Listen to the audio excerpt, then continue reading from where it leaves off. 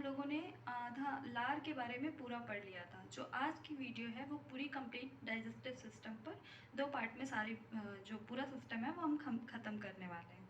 तो कल हमने लार के बारे में पढ़ लिया था, तो अब हम देखने जा रहे हैं कि लार में ही कुछ पॉइंट्स छूट गए थे, तो वो आज मैं कुछ ख़त्म कर देती हूँ, फिर नेक्स्ट पॉइंट स्टार्ट करते हैं। तो नंबर 1 है कि टाइलिन एंजाइम जो है,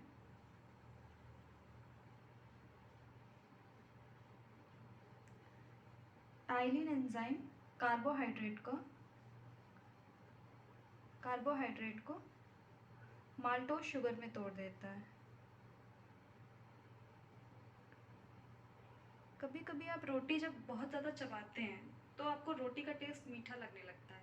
वो टेस्ट मीठा क्यों लगता है? क्योंकि कार्बोहाइड्रेट माल्टोज शुगर में टूट चुका होता है, जिसकी वजह से आपको उसका टेस्ट कैसा लगता है? मीठा लगता है। अब नेक्स्ट पॉइंट है लार का पीएच।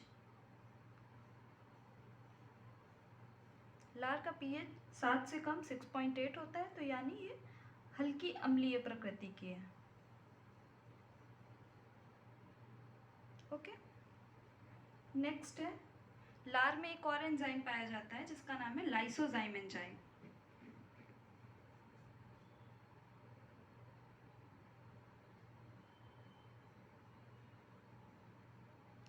लाइसोजाइम एंजाइम क्या करता है? ये जो भोजन में उपस्थित हानिकारक बैक्टीरिया होते हैं उनको खत्म करने का काम करता है।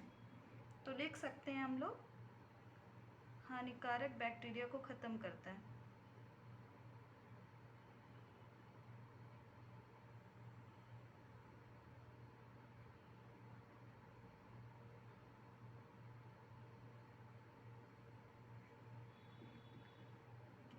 ये एंजाइम जो है ये आपके आंसू में भी पाया जाता है। तभी जब आँख के अंदर कोई कीड़ा चला जाता है तो कीड़ा जो होता है वो डेड हो जाता है अपने आप। वो क्यों डेड हो जाता है? क्योंकि हमारे आंसू में भी लाइसोजाइम एंजाइम पाया जाता है। आपने कभी कभी देखा होगा कि कुत्ते, बिल्ली या शेर वगैरह के शरीर में घाव हो जाता है तो वो अपनी जीभ से ही चाटते रहते हैं उस घाव को, और आप कुछ समय बाद वो घाव अपने आप भर जाता है।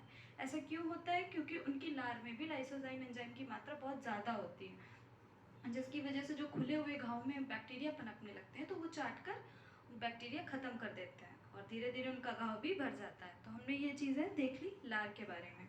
अब जो चौथा चीज़ है वो है टीथ। ठीक, तो टीथ की स्टडी को बोलते हैं ओडेंटोलॉजी। दांतों का अध्ययन, ओडेंटोलॉजी। ठीक, मैं एक दांत का बेसिक स्ट्रक्चर बना देती हूँ जिससे आप समझ जाएंगे।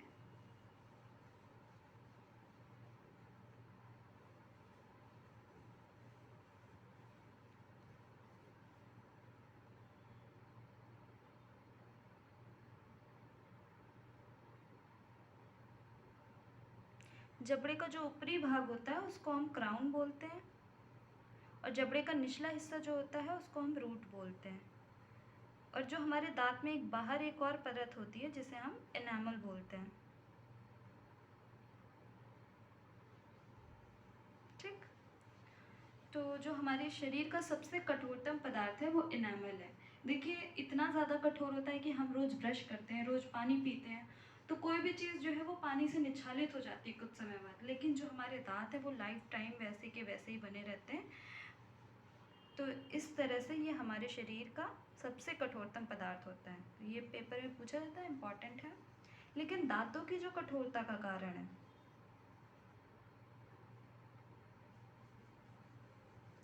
दांतों की कठोरता का कारण फ्लोरीन होता है।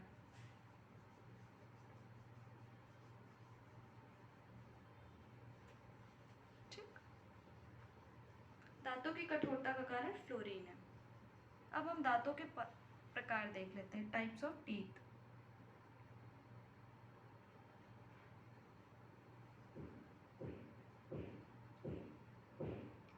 तो number 1 incisor,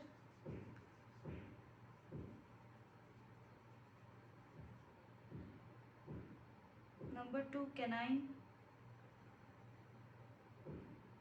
number 3 premolar and number 4 molar. अब इनकी संख्या लिख लेते हैं, कितने होते हैं। टोटल नंबर ये 8 होते हैं, 4 ऊपरी जबड़े में, 4 निचले जबड़े में। कैनाइन की संख्या 4 होती है, 2 ऊपरी जबड़े में, 2 निचले जबड़े में। प्रीमोलर भी 8 होते हैं, 4 ऊपर जबड़े में, 4 निचले जबड़े में। और मोलर 12 होते हैं, 6 ऊपरी जबड़े में और 6 निचले जबड़े में। ठीक है, अब हम इनके कार्य देख लेते हैं। इंसीजर का काम होता है भोजन को पकड़ना व काटना। कैनाइन का काम होता है चीरना या फाड़ना। प्रीमोलर का काम होता है उस भोजन का चबाना, और चबाए हुए भोजन को पीसने का काम मोलर टीथ करते हैं। ठीक है, अब जो ह्यूमन है, मनुष्य की बात करें तो मनुष्य एक द्विबार दंती प्राणी है। किस तरह का प्राणी है? द्विबार दंती।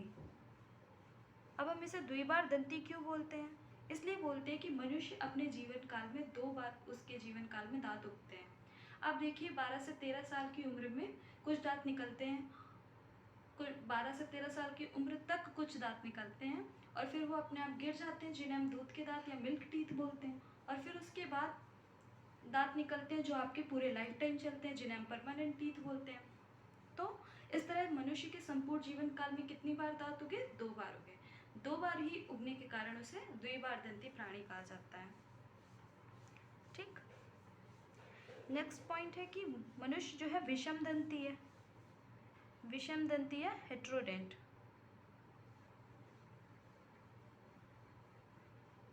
हेट्रोडेंट क्यों है? क्योंकि इसमें डिफरेंट टाइप्स के आप देख रहे हैं टीथ पाए जा रहे हैं, तो इस वजह से वो, जैसे इंसीजर है, कैनाइन है, प्रीमोलर है, मोलर है, तो इसलिए वो विषम दंती भी है। ठीक है, तो मनुष्य कभी कभी पूछ लेता है पेपर में कि मनुष्य किस तरह का प्राणी है, तो मनुष्य द्विबार दंती है और विषम दंती है। ठीक है, इसको डाइफोडेंट बोलते हैं और इसको हेट्रोडेंट बोलते हैं। कभी कभी इंग्लिश में पूछ लेता है, तो इसलिए बता दिया है मैंने। अब हम एक बार मिल्क टीथ के बारे में थोड़ा समझ लेते हैं। देखिए 12 से 13 वर्ष की आयु तक बच्चों में जो दांत निकलते हैं उन्हें हम मिल्क टीथ या दूध के दांत बोलते हैं।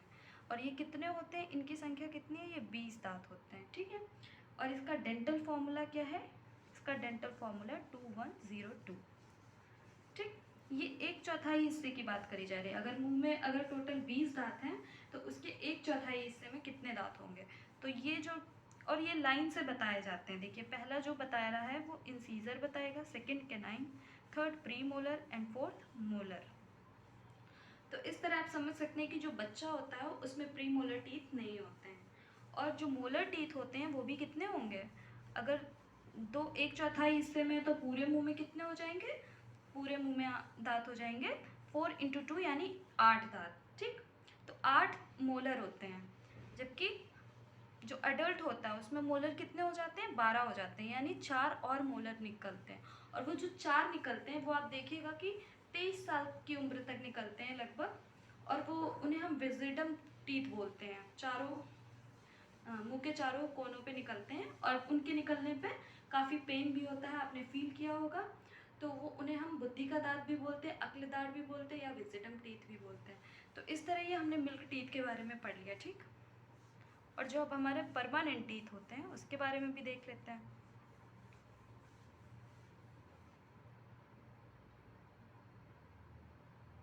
परमानेंट टीथ के नंबर्स तो मैंने आपको बता दिया, टोटल कितने होंगे? 32। और जो इसका डेंटल फॉर्मूला होता है वो होता है 2123। ठीक, ये 1/4 हिस्से को मुंह के रिप्रेजेंट करता है, तो आप इस तरह समझ लीजिए। यानी अगर हम ऊपरी जबड़े की बात करें तो 4 इंसीजर होंगे, 2 कैनाइन होंगे, 4 प्रीमोलर होंगे और 6 मोलर टीथ होंगे। तो इस तरह से हमने दांत के बारे में भी अच्छे से पढ़ लिया। अब हमारा नेक्स्ट पॉइंट आएगा ग्रसनी और क्रास नली के बारे में। ठीक है,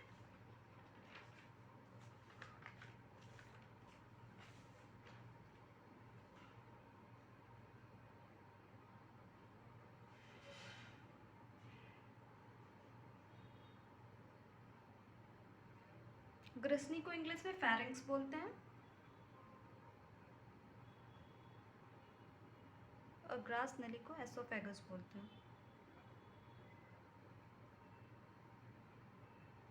ठीक है, देखिए हमने ग्रसनी के बारे में और ग्रास नली के बारे में काफ़ी कुछ पढ़ लिया था। ग्रसनी और ग्रास नली आहार नाल का ऐसा अंग आप मान सकते हैं जहाँ पर वायु का भी पाचन हो रहा है और किसका पाचन हो रहा है, साथ ही साथ भोजन का भी पाचन हो रहा है।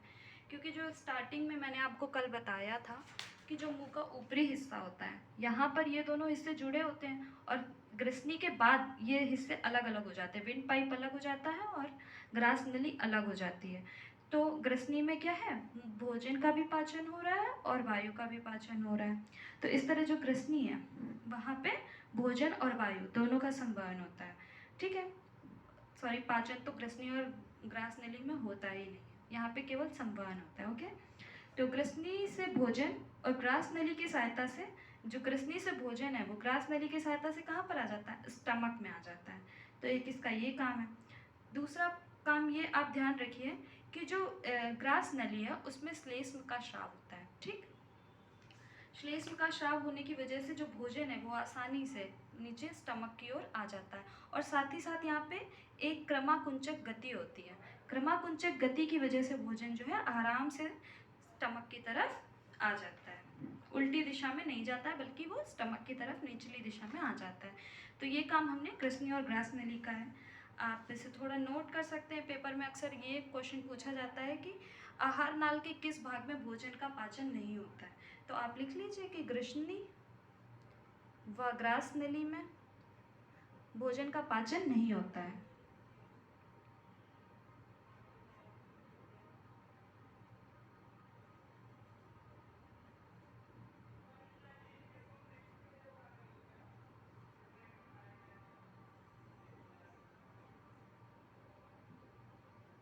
और चाहे तो ये भी लिख लीजिए कि ग्रसनी से भोजन ग्रास नली की सहायता से आहार नाल में आता है। वैसे ये कुछ लिखने की बात नहीं है, आप इसको समझ गए होंगे और इसको मत लिखिए।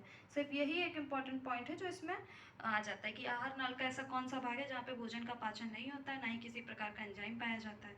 तो किसी प्रकार का एंजाइम नहीं पाया जाता, इसकी वजह से इसमें भोजन का पाचन भी नहीं होता है। अब नेक्स्ट हमारा आ जाता है stomach, which is very important part है हमारी पूरी आहार नाल में। तो हम हेडिंग डाल देते हैं अमाशय की, अमाशय स्टमक।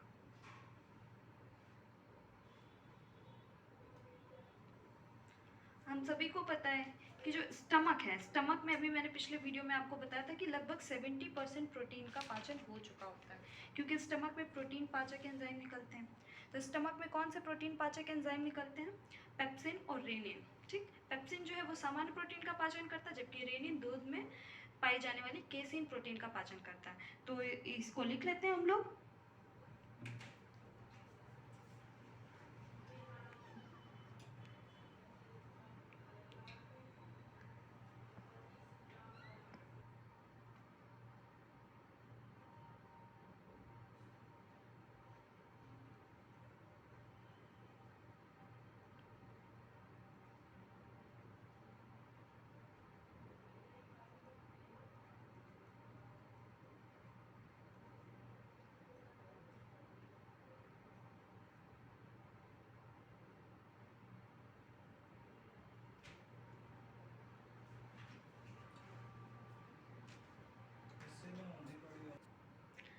तो यहाँ पे दो तरीके के प्रोटीन पाचक एंजाइम पाए जाते हैं।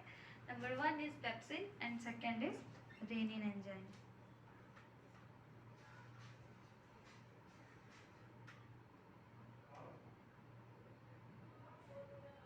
ठीक, इसके अलावा हमारे स्टमक में कुछ गैस्ट्रिक ग्लैंड्स भी पाई जाती हैं। तो गैस्ट्रिक ग्लैंड्स में कुछ सेल्स पाई जाती हैं, तो हम उनको लिख लेते हैं और याद कर लेते हैं। हमारी गैस्ट्रिक ग्लैंड्स पाई जाती हैं, जिसे जठर ग्रंथियां भी बोलते हैं हिंदी में।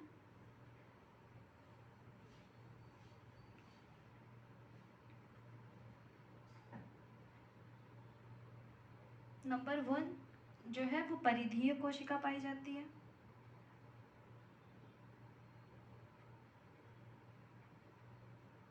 परिधीय कोशिका को इंग्लिश में बोलते हैं ऑक्सेंटिक सेल्स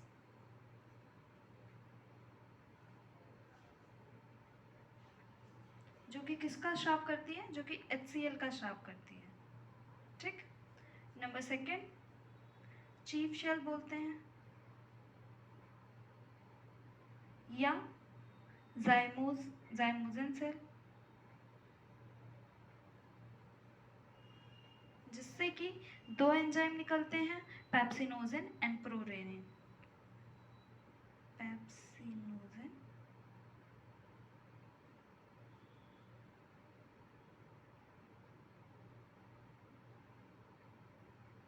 ठीक है। ये दोनों जो एंजाइम होते हैं वो इनएक्टिव स्टेट में होते हैं, यानी कार्य नहीं करते। और नंबर 3 है गोबलेट सेल्स और म्यूकस सेल्स।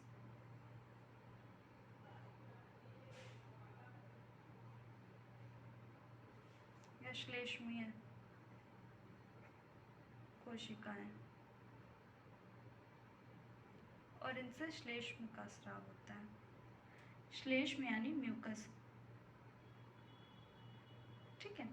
कभी कभी हमारे क्वेश्चन पेपर में आता है कि बताइए प्रोटीन का पाचन आमाशय में मतलब किसकी वजह से होता है, तो वहाँ पे हम सबसे ज़्यादा प्रायोरिटी देंगे HCl को।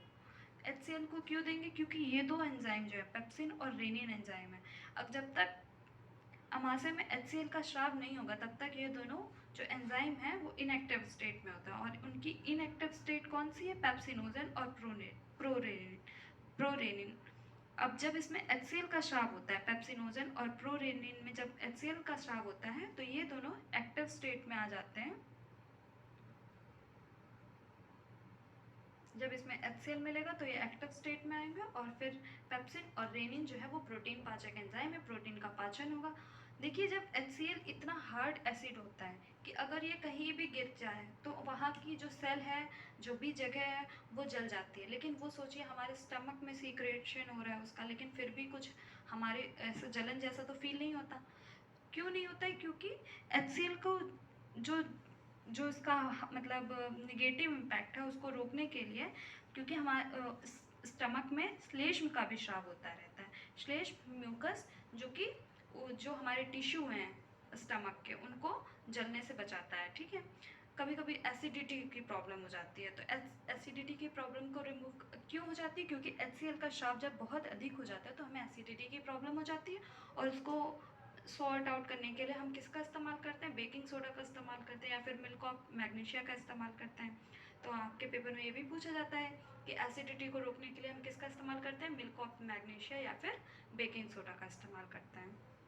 तो अमाशय के बारे में तो हमने छोटी छोटी चीज़ें सारी पढ़ ली पेपर के हिसाब से जो आती हैं, तो ये भी लिख सकते हैं आप। वैसे लिखने की ज़रूरत नहीं है, समझ लीजिए कि ये जो दोनों एंजाइम है ये इनएक्टिव स्टेट में होंगे, और इनको एक्टिव स्टेट में लाने के लिए HCl का सीक्रेशन होना ज़रूरी है।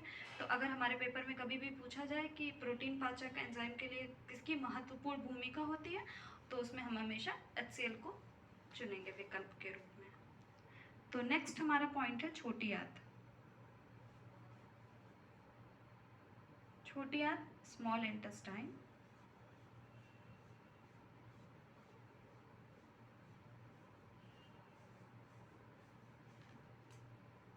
तो सबसे पहले हमारी छोटी आंत की लंबाई, ये लगभग 11.5 मीटर लंबी होती है, या फिर 33 फीट इसकी लंबाई है। और छोटी आंत के 3 मुख्य भाग होते हैं, ड्यूडेनम,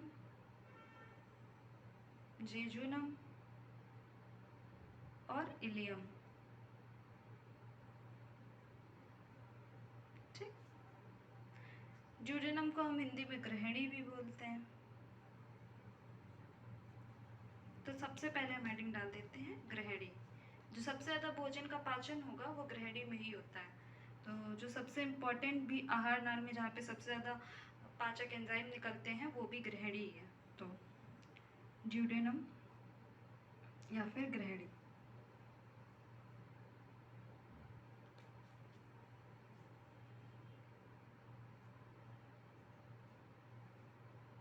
यहाँ पे सबसे पहले हेडिंग डाल दी, ये मतलब पॉइंट करके डाल दीजिए कि भोजन का सर्वाधिक पाचन होता है। यहाँ पर भोजन का सर्वाधिक पाचन गृहिणी में होता है।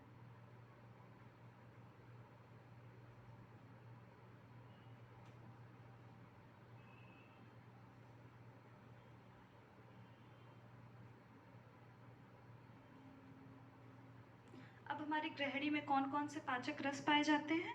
तो नंबर 1 डालिए अग्नाशयिक रस और नंबर 2 पित्त रस, यानी पैनक्रियाटिक जूस और बाइल जूस। अग्नाशयिक रस, पैनक्रियाटिक,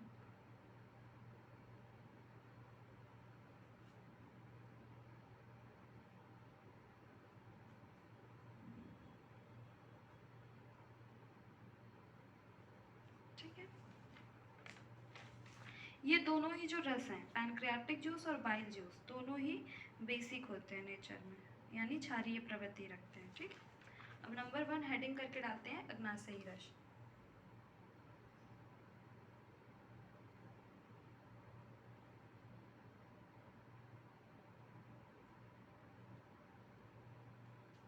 देखिए हमारे अग्नाशय से बहुत सारे, यानी कार्बोहाइड्रेट का भी यहाँ पे पाचन आपको देखने को मिलेगा, प्रोटीन का भी पाचन देखने को मिलेगा और फैट का भी पाचन देखने को मिलेगा।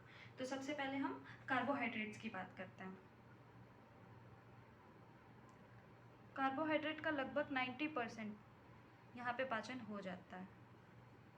ठीक, तो कार्बोहाइड्रेट में क्या होता है? तो हमने भोजन से लिया स्टार्च, पौधों से लिया, हमें जो फूड प्रोडक्ट के रूप में स्टार्च मिला। स्टार्च जब अमाइलेज से रिएक्शन करेगा, अमाइलेज से रिएक्शन करके वो माल्टोज शुगर में टूट जाएगा। माल्टोज शुगर पे जब माल्टेज एंजाइम गिरेगा, माल्टेज है यहाँ पे, ये माल्टोज है और ये माल्टेज है, तो ये ग्लूकोज के 2 अणुओं में टूट जाएगा। ठीक, नंबर 2 लैक्टोज जो दूध में पाई जाती है, तो लैक्टोज में लैक्टेज एंजाइम मिलेगा और ये ग्लूकोज और गैलेक्टोज में टूट जाएगा।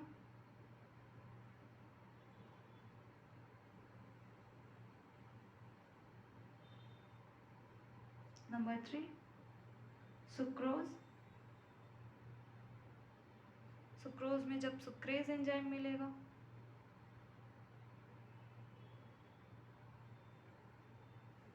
तो ये ग्लूकोज और फ्रक्टोज में टूट जाएगा।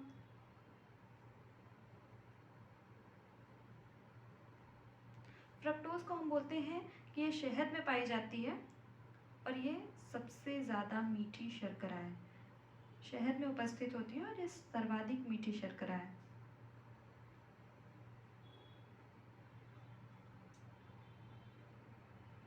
ठीक, इम्पॉर्टेंट है, इसे फ्रूट शुगर भी बोलते हैं। और सुक्रोज तो आपने पता ही है कि शुगर केन में होती है। ठीक, तो ये यहाँ पे हमने कार्बोहाइड्रेट का पाचन देख लिया। देखिए ये जो भी हम ह्यूमन बॉडी में जितने भी कार्बोहाइड्रेट का जब भी टूटेगा और जब भी हमारा बॉडी इसका इस्तेमाल करेगी तो वो मोनोसैकेराइड होगा। और ये देखिए ये पॉलीसैकेराइड है, ये डाइसैकेराइड है और ये फाइनली किस में ब्रेक डाउन हो गया? मोनोसैकेराइड में। जब ये मोनोसैकेराइड में टूट गया तब ये इसके बॉडी जो है हमारी इसका इस्तेमाल एनर्जी प्रोडक्शन के लिए कर सकती है। सो नंबर 2 हम देखें प्रोटीन का पाचन। प्रोटीन तो हमारी 70% स्टमक में ही हो गई थी, बाकी जो 30% है लगभग वो यहाँ पे बच जाती है। और यहाँ पे हमने कल देखा था कि यहाँ पर कौन सा एंजाइम निकलता है? Trypsin enzyme. ओके, तो यहाँ पे हमारी प्रोटीन है, प्रोटीन में ट्रिप्सिन एंजाइम ने अपना काम किया।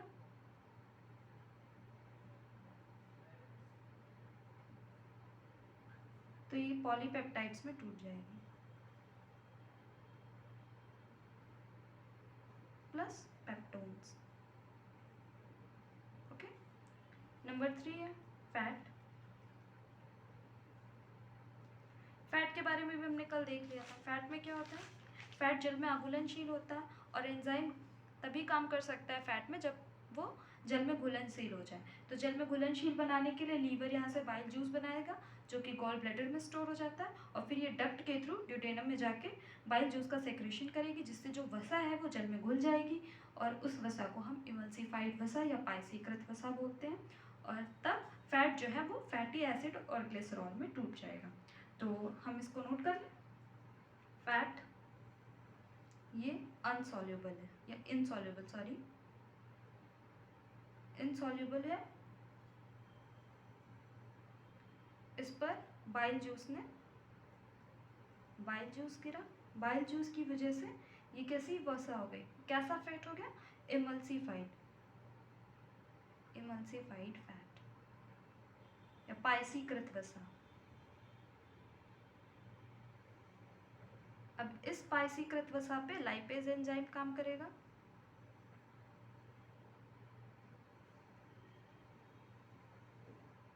जिससे कि ये किस में टूट जाएगा, फैटी एसिड प्लस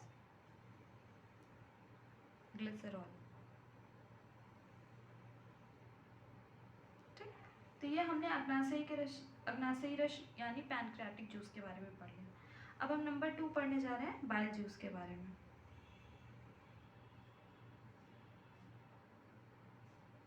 तो सबसे ज़्यादा क्वेश्चन यही पूछा जाता है कि बाइल जूस का जो है निर्माण कहाँ पे होता है। तो हमें पता होना चाहिए कि बाइल जूस का निर्माण कहाँ पर होता है। बाइल जूस का निर्माण जो लीवर में होता है। तो यहाँ पे लिख लीजिए, पेपर में कई बार पूछ चुका है, टीचिंग एग्जाम के पेपर में तो कई बार पूछा जा चुका है किसका निर्माण बाइल जूस का कहाँ होता है, क्योंकि इसको लगता है कि पित्तरस जो है वो उसका निर्माण पित्ताशय में होगा, जबकि ऐसा नहीं है। पित्तरस का निर्माण लीवर में यानी यकृत में होता है। और इसका स्टोरेज कहाँ होता है यानी इसका संग्रहण कहाँ होगा, वो गॉल ब्लैडर में होता है।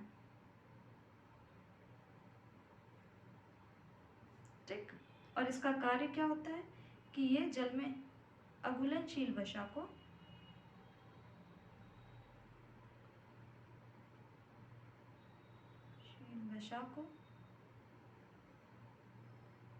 घुलनशील बनाता है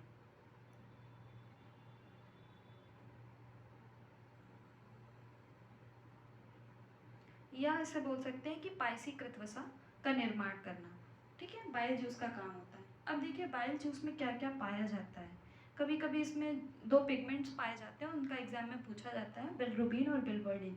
तो बाइल जूस में 2 चीज़ें पाई जाती हैं, एक तो बाइल साल्ट पाया जाता है और बाइल पिगमेंट पाया जाता है। बाइल सॉल्ट और बाइल पिगमेंट।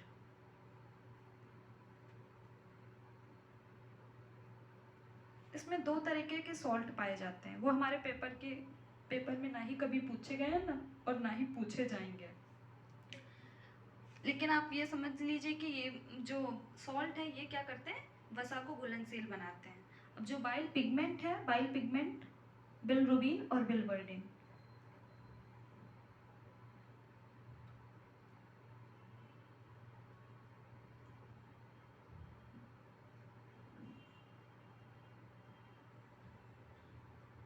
ठीक है, ये दोनों बहुत ही विषैले पदार्थ होते हैं। बिलरुबिन और बिलवर्डिन दोनों ही विषैले पदार्थ होते हैं। इनका शरीर से निकालना ज़रूरी होता है। क्या होता है कि हमारी बॉडी में जो आरबीसी होती है उसका एक पर्टिकुलर टाइम होता है, उसके बाद वो आरबीसी क्या होती है कि उसको शरीर के बाहर निकालना होता है। 120 दिन के टाइम के बाद वो अपने आप डेड हो जाती है, तो उसको बाहर निकालना होता है। तो हीमोग्लोबिन के ही अपघटन से एक वर्णक निकलता है जिसे हम बिलरुबिन या बिलवर्डिन बोलते हैं। तो बिलवर्डिन जो है ये एक विषैला पदार्थ है और इसको शरीर से बाहर निकालना होता है। तो इसको निकालने के लिए लीवर में कुछ सेल पाई जाती हैं जिन्हें हम हिपैटिक सेल बोलते हैं। लीवर में हिपैटिक सेल पाई जाती हैं जो कि क्या करती हैं, इन विषैले पदार्थ को मल या मूत्र के द्वारा शरीर से बाहर निकाल देती हैं। मल मूत्र से बाहर निकाल देती हैं। ठीक है, तो कभी कभी आपने जॉइंटिस बीमारी के बारे में सुना होगा। तो जॉइंटिस बीमारी में क्या है कि इनके विषैले पदार्थ जो है वो शरीर से बाहर नहीं निकल पाते हैं, जिसकी वजह से इनकी संख्या ज़्यादा हो जाती है, और ज़्यादा हो जाने की, ब्लड में ज़्यादा हो जाने की वजह से जो शरीर है वो पीला पीला सा दिखाई देने लगता है। तो पीलिया हो जाता है इसकी वजह से, क्योंकि ये तो जो पिगमेंट हैं, बाइल पिगमेंट्स हैं, इनकी संख्या बढ़ जाती है और ये शरीर से बाहर नहीं निकल पाते, जिसकी वजह से और संक्रमण हो जाता है, तो उसे हम जॉइंटिस बोल देते हैं। Okay, so the next topic is jejunum और इलियम।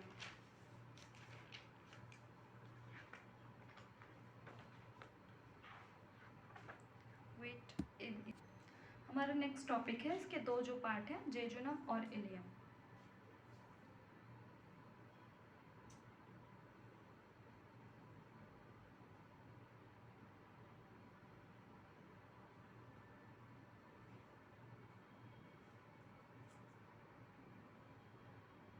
देखिए, हमारा भोजन का आज सबसे ज़्यादा पाचन तो ड्यूडेनम में हो चुका है। यहाँ पर भोजन का अवशोषण होता है, भोजन का स्वांगीकरण होता है। तो ये इम्पॉर्टेंट पॉइंट है, भोजन का अवशोषण व भोजन का अवशोषण तथा स्वांगीकरण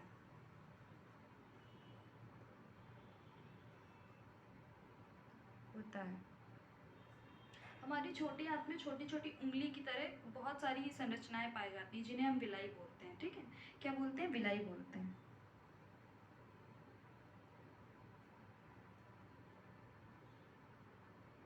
विलाई बोलते हैं, और विलाई के थ्रू ही एसिमिलेशन का काम होता है। एसिमिलेशन क्या होता है कि ऐसी, जैसे हमारी ये स्मॉल इंटेस्टाइन का, अगर हम ये ऐसी बहुत सारी संरचनाएं होती हैं। जब भोजन का पच जाता है, तो पचने के बाद उसको पूरी बॉडी में जो उसके मटेरियल निकला हुआ है, जो उसका जूस है, उसको पूरी बॉडी में सर्कुलेट करना होता है ब्लड के थ्रू, कार्बोहाइड्रेट, प्रोटीन, ताकि सेल जो है उसका इस्तेमाल कर सकें। तो इसके लिए उंगली जैसी संरचनाएं होती हैं, और इनमें बहुत सारी ब्लड सेल्स, लाखों ब्लड सेल्स इनमें अंदर फंसी होती हैं, इसके अंदर होती हैं, ऐसी संरचना के अंदर, ताकि जो पचे हुए पदार्थ है उसका अवशोषण करती हैं, और फिर वो ब्लड सेल के थ्रू हमारी पूरी बॉडी में सर्कुलेट हो जाता है। तो यहाँ पर क्या होगा? भोजन का अवशोषण होगा और स्वांगीकरण होगा। यानी स्वांगीकरण क्या हुआ कि हर जो भी पाचित भोजन है, तो उसको पूरी बॉडी में सर्कुलेट करना ब्लड के थ्रू, ये जो प्रोसेस होता है इसे ही हम स्वांगीकरण बोलते हैं। और ये प्रोसेस किसके थ्रू होगा? विलाई के थ्रू होगा। और विलाई क्या होती है? छोटी आंत में छोटी छोटी उंगलियों के समान बहुत सारी संरचनाएं पाई जाती हैं, जिनमें भोजन का अवशोषण होता है, उसे हम विलाई बोलते हैं। तो हमने विलाई के बारे में पढ़ लिया। अब नेक्स्ट हमारा बचा बड़ी आंत। बहुत ही ख़त्म होने वाला है हमारा, इसमें 3 और हिस्से पढ़ने हैं, और इसके बाद हमारा जो पूरा डाइजेस्टिव सिस्टम है वो कंप्लीट हो जाएगा। लार्ज इंटेस्टाइन,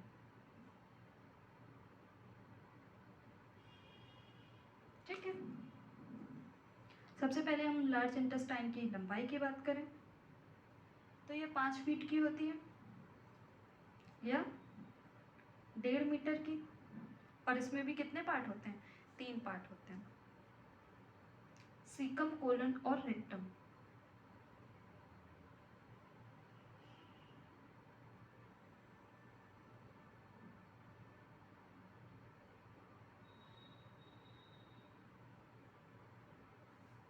तो नंबर 1 हम डाल देते हैं सीकम।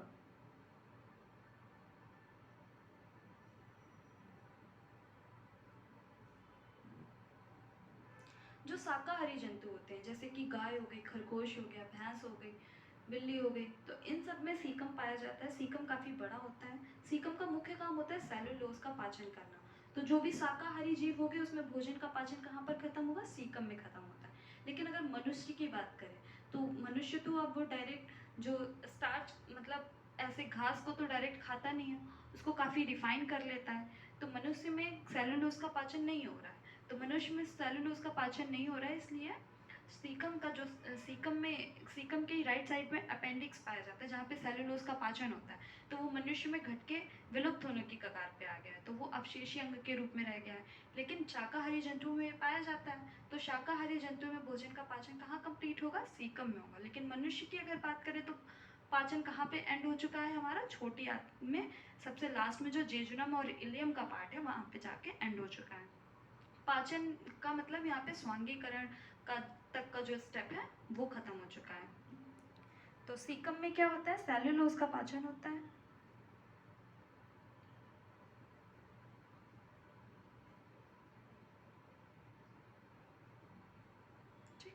शाकाहारी जंतुओं में, शाकाहारी जंतुओं में भोजन का पाचन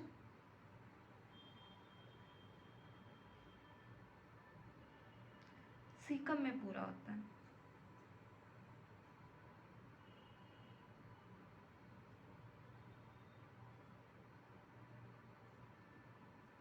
ये लिख लीजिए, सीकम के राइट हैंड साइड, सीकम के राइट साइड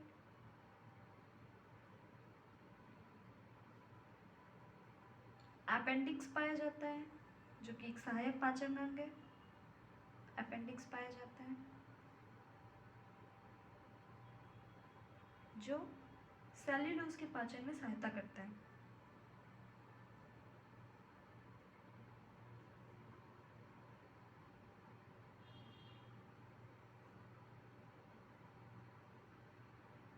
जबकि मनुष्य में सेल्यूलोज का पाचन होता नहीं है। सेल्यूलोज का पाचन न होने के कारण, अपेंडिक्स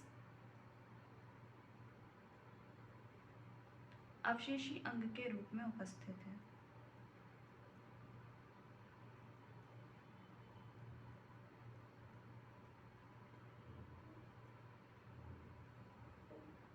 ठीक, तो हमने ये पढ़ लिया सीकम के बारे में। सीकम में क्या होता है, सेल्यूलोज का पाचन होता है। ठीक है, आपने कभी कभी सुना होगा कि जो एज में काफ़ी ज़्यादा हो जाते हैं तो उनको बैठने में दिक्कत आने लगती है, क्योंकि उनका अपेंडिक्स, आपने सुना होगा कि अपेंडिक्स जो है वो बढ़ गया। तो कभी कभी इसमें ग्रोथ हो जाती है, तो जब ग्रोथ की कंडीशन आती है तो ऑपरेशन के थ्रू अपेंडिक्स का हिस्सा निकाल दिया जाता है। इसको निकालने से शरीर के आप पाचन तंत्र में या किसी भी प्रकार की कोई दिक्कत नहीं होती है और उनकी समस्या भी खत्म हो जाती है। तो इस तरह से हमने सीकम के बारे में पढ़ लिया। अब कोलन और रेक्टम के बारे में पढ़ लेते हैं।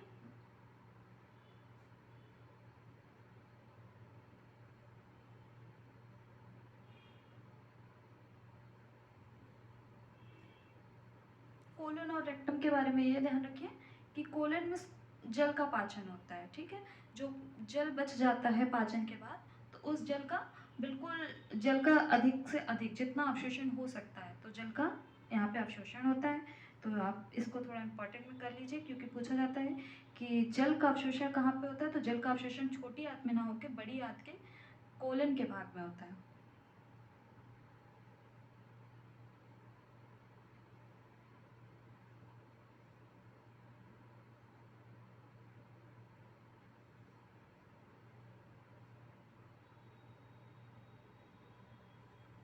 और शेष जो अपचित भोजन है वो हमारा गुदा द्वारा या फिर एनिस के द्वारा शरीर से बाहर निष्कासित कर देता है। तो इस तरह से हमने अपना पूरा डाइजेस्टिव सिस्टम कंप्लीट कर लिया है और मुझे उम्मीद है कि इसके बाहर से टीचिंग के एग्ज़ाम में कोई भी क्वेश्चन नहीं फंसा है और ना ही फंसेगा आगे। लेकिन मैं ऐसे कह भी नहीं सकती। तो अगर आपको ये पसंद आया तो प्लीज़ इसे लाइक करिए और कमेंट करके बताइए कि नेक्स्ट हमें कौन सा सिस्टम स्टार्ट करना चाहिए। Thank you.